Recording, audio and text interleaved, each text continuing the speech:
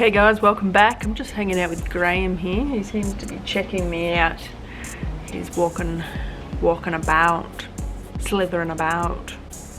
So I thought I would do a little spiel on snake bites. So getting nipped by a little juvie is really nothing to worry about. It's like it's less painful than getting stung by a bee, that's for sure. When the juveniles are just hatchlings, their teeth are like soft, almost like a toothbrush bristle, so it really doesn't hurt at all. The bigger ones, however, pack a punch. I have unfortunately been bitten by old mate here, Graham. The most important thing to remember is that snakes won't bite unless you give them a reason to. So if you've heard of cage defensiveness with snakes, it could possibly be that you're just invading their territory. It really annoys me when people say, oh my god, it's gonna eat me. It's not trying to eat you, it just sees you as a threat. Go away, it says. Piss off.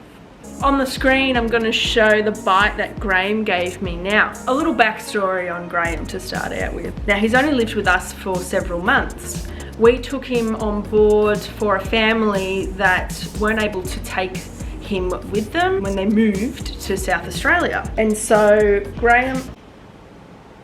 What was that? The old owners would open up the left glass door for feeding and the right glass door for handling. And as I've said before, snakes are very smart, they're not stupid. So Graham knew very well that if the left-hand side door opened in his enclosure, it was dinner time. I'd noticed that Graham was up and about looking around his cage around midday. He usually doesn't come out until after 3 o'clock. His head was right at that left-hand side door.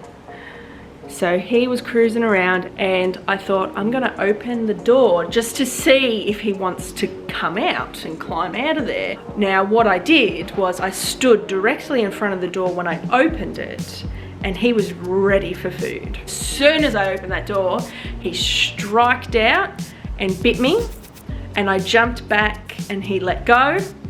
Pretty much straight away he let go. Interestingly enough, I found that his teeth were so fine that didn't really hurt. It only stung when I cleaned it. So if your snake does bite you, clean the wound with some salt water. If you've got Savlon or betadine or something that you can clean it with, do that. In case your snake latches on and doesn't let go, it is very important that you don't pull away or try and rip them off. You need to remember though, is that the teeth still curve inwards to the mouth, almost like a trap. So when prey goes in, it's hard to get out because they get stuck in the teeth. The teeth grip on. So that's what's going to happen when they bite you as well. So if you rip away, you could possibly rip teeth out and have teeth in your arm, and it's also not good for your snake, obviously, to have teeth missing. Push the head forward to let go.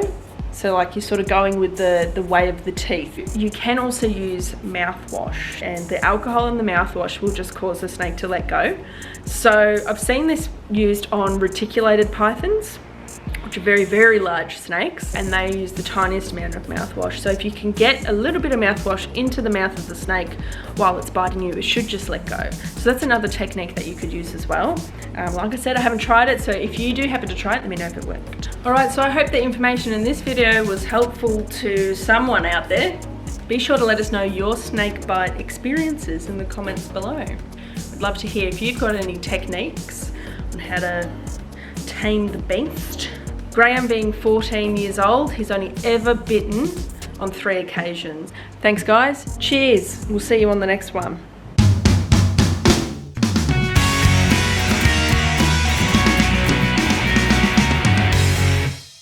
Pretty easy to keep and fairly popular in pet stores as well. What on earth are you doing? It's giving me a neck massage.